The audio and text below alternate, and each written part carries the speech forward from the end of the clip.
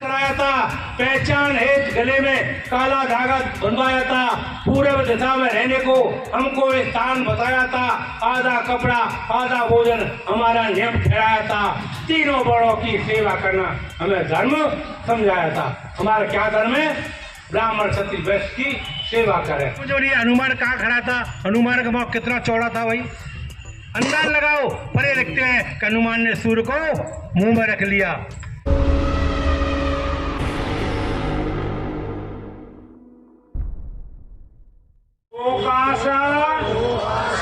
अहं बनते तीसरणेन से पंचशीलं धम्मं याचामि अनुवं कृत्वा शीलं देख में बनते द्वितीयंपि ओकाश अहं बनते तीसरणेन से पंचशीलं धम्मं याचामि अनुवं कृत्वा शीलं देख में बनते तृतीयंपि ओकाश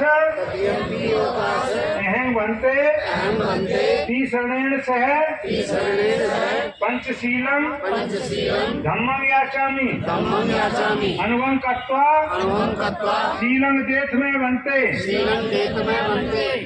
बुद्धं नमामि धम्मं नमामि अहं बन्नामि शब्दा बुद्धं नमामि धम्मं नमामि संघं नमामि अहं बन्नामि शब्दा बुद्धं नमामि धम्मं नमामि संघं नमामि अहं बन्नामि शब्दा।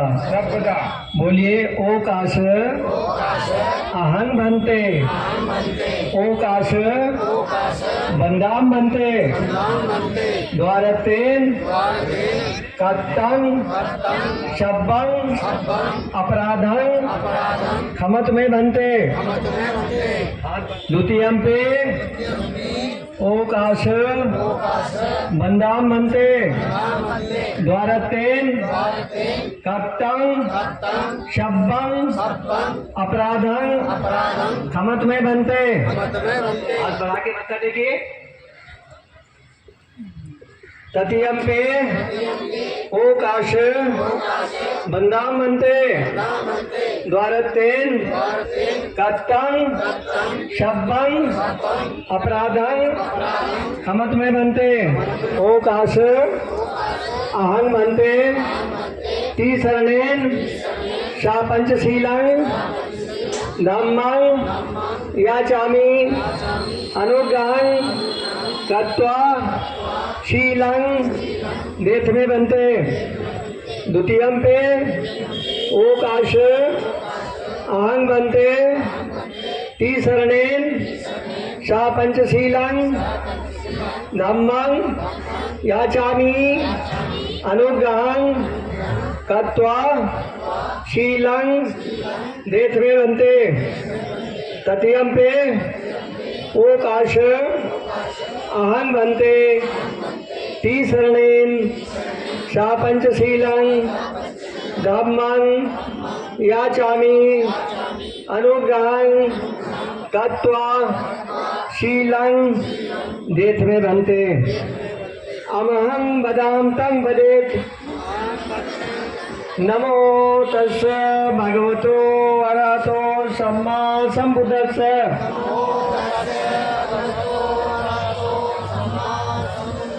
तीन बार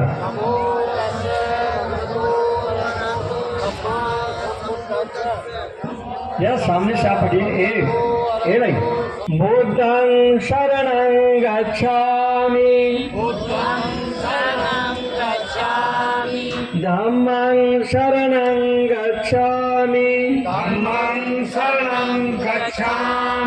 संघं शरणं गच्छामि द्वितीयंपि बुद्धं शरणं गच्छामि तृतीयंपि धम्मं शरणं गच्छामि गच्छामि द्वितीयाम्पि संघं शरणं गच्छामि तुर्यामि संघं शरणं गच्छामि तृतीयाम्पि बुद्धं शरणं गच्छामि तृतीयाम्पि बुद्धं शरणं गच्छामि तृतीयाम्पि धम्मं शरणं गच्छामि तृतीयाम्पि धम्मं शरणं गच्छामि तृतीयाम्पि संघं शरणं गच्छामि तृतीयाम्पि संघं शरणं गच्छामि शरणागमनं परिपूर्णं आं भन्ते पाणातिपाता वेरमणि सिक्खापदं समादियाम् पाणातिपाता वेरमणि सिक्खापदं समादयामि अदिन्नादाना वेरमणि सिक्खापदं समादियाम् अदिन्नादाना वेरमणि सिक्खापदं समादयामि कावेशमिच्छाचारा वेरमणि सिक्खापदं समादियाम् कामेषु मिच्छाचारा वेरमणि सिक्खापदं समादयामि मूषावादा वेरमणि सिक्खापदं समादियाम् मुसावादा वेरमणि सिक्खापदं समादयामि सुरामेरय मज्जपमादठाना वेरमणि सिक्खापदं समादियाम् सुरामेर मज्जपमादठाना वेरमणि सिक्खापदं समादयामि साधु साधु साधु तीसर सद्य पंचशीलं धम्मं साधुकं सुरक्षितं अपमादे शील संपादे आं भन्ते तीन बार नमस्कार करिए। बुद्धं नमामि धम्मं नमामि संघं नमामि अहं वन्दामि सबदा। नैतिकता और शिष्टाचार है, ठीक है। तो इस तरह से अब आपको ऐसा समझिएगा, आप बिल्कुल खाली बर्तन की तरह, जो कुछ भंते जी आपको कहेंगे, सदाचार की बातें कहेंगे, उनको आपको फॉलो करना है। तो आगे की कार्रवाई शुरू की जाए। हाँ, तो उसके लिए 22 प्रतिज्ञा लेनी पड़ती हैं, क्योंकि जो 22 प्रतिज्ञा नहीं लेंगे तो उसका आपका समझ लो कोई महत्व नहीं है आपका धर्म ग्रहण करने का। और बहुत सारे लोग जो है ना, एक भ्रांति बनी हुई है कि हम धर्म परिवर्तन कर रहे हैं। ये हमारा धर्म परिवर्तन नहीं है, ये भगवान बुद्ध यहाँ के रहने वाले थे। हमारे पूर्वज, पूर्वजों के पूर्वज, पूर्वजों के पूर्वज सभी बौद्ध थे। इसीलिए देखिए, ज्यादातर आपने देखी होगी नैतिकता है तो हमारे जो बहुजन समाज के लोग हैं उन्हीं के अंदर है, और नहीं बहुत सारे लोग नैतिकता में जीवन जी रहे हैं। तो हमारे ही लोग नैतिकता का जीवन, वही भगवान बुद्ध की चीजें चले आ रही हैं। देखिए, जैसे आपने देखा होगा पूर्णमासी के दिन ही त्योहार मनाया जाता है। पूर्णमासी के दिन घर में खीर बनती है, अमावस्या के दिन खूब खीर बनती है। खीर क्यों बनती है? कि ये हमारी पुरानी प्राचीन बौद्ध परंपराएं हैं। भगवान बुद्ध के जमाने में ये हमारे त्योहार होते थे, हर एक महीना की पूर्णमासी और अमावस्या और अष्टमी। महाकारुणिक संरक्षक बुद्ध पार्षद परम पूज्य बाबा साहब, पूज्य बच्चू सिंह, सामने सिंह, उपासक और उपासिकाओं, बाबा साहब द्वारा ये 22 प्रतिज्ञा। मैं एक बात कहना चाहता हूँ, बाबा साहब कहते थे कि जो चीज हमने त्याग दी उसका दूसरों दोबारा ग्रहण नहीं करते थे। जैसे हम थूक देते हैं तो उसे चाटते नहीं, हम मन छोड़ देते हैं उसे ग्रहण नहीं करते। इसी प्रकार बाबा साहब ने प्रतिज्ञा दी है, जो आज इन्हें ग्रहण कर रहे हो तो इन्हें त्यागना मत, ठीक है, और जो आप त्याग रहे हो उसे ग्रहण मत करना। बाकी प्रतिज्ञा है। पहली प्रतिज्ञा बाबा साहब की, मैं ब्रह्मा, विष्णु और महेश को कभी ईश्वर नहीं मानूंगा, ना उनकी पूजा करूंगा। दूसरी प्रतिज्ञा, मैं रामकृष्ण को ईश्वर नहीं मानूंगा और ना मैं उनकी पूजा करूंगा। तीसरी, मैं गौरी, गणपति इत्यादि हिंदू धर्म के किसी देवी देवता को नहीं मानूंगा और न उनकी पूजा करूंगा। चौथी प्रतिज्ञा, ईश्वर ने अवतार लिया है, इसको कभी नहीं मानूंगा। नंबर 5, भगवान बुद्ध विष्णु के अवतार है, इसे कभी नहीं मानूंगा। ऐसे प्रचार को बुद्धिहीन और झूठा प्रचार समझता हूँ। छठी प्रतिज्ञा, मैं श्राद्ध कभी नहीं करूंगा और ना ही कभी पिंडदान करूंगा। 7वीं प्रतिज्ञा, मैं बौद्ध धर्म के विपरीत किसी भी प्रकार का आचरण नहीं करूंगा। 8वीं प्रतिज्ञा, मैं कभी भी क्रियाकर्म ब्राह्मणों के हाथों नहीं कराऊंगा। 9वीं प्रतिज्ञा, मैं सभी मनुष्य समान है, इस सिद्धांत को मानूंगा।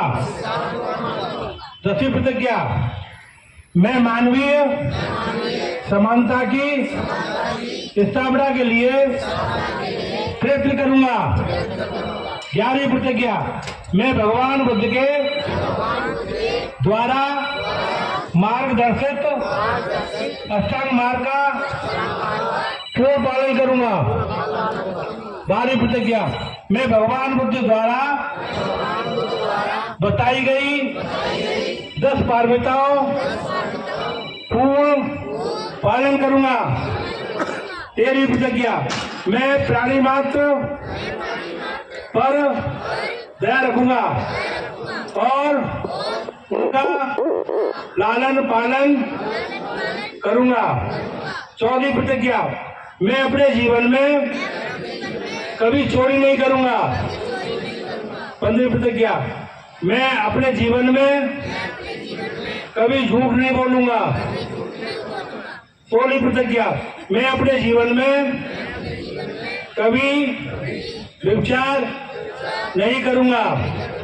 17वीं प्रतिज्ञा, मैं जीवन में कभी शराब तथा मादक पदार्थों का सेवन नहीं करूंगा। 18वीं प्रतिज्ञा, मैं अपने जीवन को बुद्ध धर्म के तीनों तत्वों प्रज्ञा, करुणाशील पर ढालने का प्रयत्न करूंगा। मैं हिंदू धर्म पूरी तरह त्यागता हूँ और स्वेच्छा से बौद्ध धर्म को अंगीकार करता हूँ।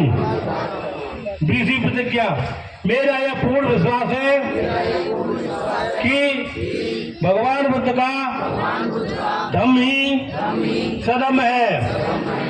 21वीं प्रतिज्ञा, मैं ये मानता हूँ कि मेरा अब पुनर्जन्म हो रहा है। 22वीं प्रतिज्ञा, मैं गंभीरता एवं दृढ़ता के साथ घोषित करता हूँ कि धम्म परिवर्तन के उपरांत अपने जीवन को भगवान बुद्ध के सिद्धांतों व शिक्षाओं के अनुसार धम्म का अनुसरण करूंगा। साथ रहेंगे तो आपको कितनी परेशानी होंगी। आपने खीर बनाई है और ये थोड़ा सा नमक डाल दो उसमें, तो ना खीर रहेगी ना नमक की रहेगी। हिंदू धर्म को मिला के रखोगे। अभी तक हो क्या रहा है? बाबा साहब ने आगरा में कहा था कि बदबू रहेगी मुर्दों में, चाहे ढक दो फूल गुलाबों में, सम्मान मुझे कभी मिला नहीं राजा और नवाबों में। नफरत भरे शास्त्रों से सारांश निचोड़ चलाऊं और बौद्ध धर्म अपनाया, हिंदू धर्म को छोड़ चलाऊं। साथियों, बाबा साहब ने हमें जो शिक्षा दी है बड़ी सोच समझ के सन 1956 में 14 अक्टूबर को उस दिन भी पूर्णवासी थी, नहीं 14 अक्टूबर को पूर्णवासी थी, दशहरा था और दशहरा के दिन सम्राट अशोक ने दीक्षा ली थी। उसी दिन बाबा साहब ने मान करके उस दिन 14 अक्टूबर पड़ा था और दशहरा का दिन था। बाबा साहब चाहते थे कि मेरे लोग कीचड़ में ना जाए, मेरे लोग कीचड़ में ना जाएं, मेरे लोग सदम में आए, इसलिए उन्होंने दशहरा का दिन चुना और उसी दिन 14 अक्टूबर था। साथियों, हम दशहरा के माध्यम से यह मनाने का कार्यक्रम करते हैं। साथियों, मैं एक बात कहना चाहता हूं कि बाबा साहब ने हमें ये धम्म बड़े सोच विचार के दिया। 1935 में परम पूज्य बाबा साहब ने घोषणा की कि मैं हिंदू धर्म में जन्म लिया, ये मेरे बस की बात नहीं है। यह घोषणा क्यों की? बाबा साहब ने जब पूरा पैक्ट दिलाया तो पूरा पैक्ट होने के बाद बाबा साहब ने शंकराचार्य को लेटर लिखा कि माननीय शंकराचार्य जी, मैं आपसे अनुरोध करता हूं कि भारत में समता आनी चाहिए, तो इसके लिए थोड़ा सा सुझाव देना चाहता हूं। बाबा साहब ने लेटर में लिखा कि मैं ये चाहता हूं कि एक शंकराचार्य हमारे वर्ण से होना चाहिए, शुद्ध वर्ण से होना चाहिए। बाबा साहब ने लेटर लिख दिया। सन 1932 में पूरा पैक्ट के बाद 3 साल बाद शंकराचार्य का उत्तर आया। बाबा साहब मध्य प्रदेश में 13 सितंबर को बोल रहे थे 1935 में। उसी वक्त उनके पीए ने कहा कि बाबा साहब आपका लेटर मिला है। बाबा साहब ने मंच में लेटर को पढ़ा और पढ़ते एकदम विचलित हो गए और सोचने लगे कि ये कैसा धर्म है। कि मैं तो चाहता था कि हिंदू धर्म शुद्ध हो जाए, धीरे धीरे लोग बराबर समानता में आ जाए। पर शंकराचार्य ने क्या लिखा? ए अम्बेडकर, अंग्रेजों का तो दिमाग खराब था तो तेरे को पूरा पैक्ट दे दिया, हमारा दिमाग खराब नहीं है, हम कभी भी अछूत को शंकराचार्य बनाने की अनुमति नहीं देंगे। बाबा साहब ने कहा कि ठीक है। तब बाबा साहब ने मंच से बोलते हुए कहा कि मैं हिंदू धर्म में पैदा हुआ, ये मेरे बस की बात नहीं है, फिर मैं हिंदू होकर मरूंगा नहीं। यह परम पूज्य बाबा साहब ने 14 अक्टूबर के दिन कहा। साथियों, आप जो भी दीक्षा ले रहे हैं और जो भी मेरी बात को सुन रहे हैं, उसमें ना नूकर ना करें। बहुत से लोग कहते हैं जय भीम नमो बुद्धाय और जाति में रखे श्रद्धा है। आज से जाति बिल्कुल खत्म। इस बुद्ध के धर्म को स्वीकार करते हैं। बुद्ध के विनय को पढ़िए, पार्वता को पढ़िए, 10 शीलों को पढ़िए, अष्टांग मार्ग को पढ़िए, त्रिशरण को पढ़िए। इनमें इतना ज्ञान है। मानव में कोई जाति नहीं होती, मानव में कोई जाति नहीं होती। बाबा साहब ने बड़ा सुंदर धर्म दिया। और जाति जानवरों में होती है, जाति जानवरों में होती है, आदमी में कोई जाति नहीं होती। यहाँ 10 आदमी बैठे हैं, कोई भी माई का लाल ये नहीं बता सकता ये फलानी जाति का है, परंतु 10 जानवर लाके खड़े कर दो कहीं से, अज्ञान से अज्ञान आदमी बता देगा ये गधा है, ये घोड़ा है, ये ऊंट है, ये हाथी है, ये खच्चर है। साथियों, आवाज से भी बता देगा। तो मेरा कहने का मतलब है आज से आपको जाति का त्याग करना है। कराया था, पहचान हेतु गले में काला धागा बंधवाया था, पूर्व दिशा में रहने को हमको स्थान बताया था, आधा कपड़ा आधा भोजन हमारा नियम ठहराया था, तीनों बड़ों की सेवा करना हमें धर्म समझाया था। हमारा क्या धर्म है? ब्राह्मण क्षत्रिय वैश्य की सेवा करें। साथियों, 10 गुना बड़ा है। मेरे को समझ में नहीं, हनुमान कहाँ खड़ा था, हनुमान का मुंह कितना चौड़ा था भाई। अंदाज लगाओ, परे लिखते हैं कि हनुमान ने सूर्य को मुंह में रख लिया। साथियों, इनकी झूठ इतनी है जिसको कोई बता नहीं सकता। मैं ज्यादा नहीं कहते, एक बात कहना चाहता हूँ, सभी साथियों को धन्यवाद देना चाहता हूँ। आप यहाँ आए, साधुवाद करना चाहता हूँ। इस बाबा साहब के कारवा को बढ़ाने का ठेका हमारे ऊपर है। बुद्ध के धम्म को आगे बढ़ाना, और धम्म किसी को फायदा करे या ना करे, आपने धम्म धारण कर लिया तो आपको आज से ही फायदा शुरू करना पड़ेगा। जो आदमी गुटखा खाता है, बीड़ी पीता है, आज संकल्प कर ले कि आज से मैं बीड़ी या गुटखा नहीं खाऊंगा। मैं दावे से कहता हूं कि 10 रुपए 20 रुपए रोज का फायदा उसे शुरू हो जाएगा। जो आदमी दारू पीते हैं वो संकल्प कर ले आज से मैं दारू नहीं पीऊंगा, तो कम से 50 से 100 रुपए का रोज फायदा हो जाएगा। बुद्ध का धर्म तो तब से ही धारण करोगे तभी से फायदा देता है। और ये धर्म फायदा दे या न दे, हमारा आदमी 9 दिन भूखे रहता है। अभी 9 दिन के चल रहे हैं, कल या परसों 9 दिन के। हजारों बहन बेटी हमारी लाइन में खड़ी हुई है कि दुर्गा देगी। दुर्गा के लिए ही कुछ नहीं दिया भाई। दुर्गा को क्या मिला? किसी को उनके पति का ही नाम में मालूम नहीं होगा, और पति था उनका एक, नौ दुर्गा थी, उनका पति था एक महादेव। इनकी परंपरा पहले से चली आई है। राजा सगर के 60,000 रानी थी, कृष्ण के 16,000 1 से 8 रानी थी, गोपी चंद के 16 से रानी थी, राजा दशरथ के 303 रानी थी। ये विवादता का काम नहीं है। आज एक पत्नी के साथ एक पुरुष रहता है, यह बाबा साहब का संविधान है। मैं सबे भद्राणि पश्यन्तु मा कञ्चित् दुःखमागम सबे सत्ता सुखी होन्तु सबे होन्तु चखेमनो सबे भद्राणि पश्यन्तु मा कञ्चित् दुःखमागम सबे सत्ता सुखी होन्तु सबे होन्तु चखेमनो सबे भद्राणि पश्यन्तु मा कञ्चित् दुःखमागम साधु साधु साधु बुद्धं नमामि धम्मं नमामि।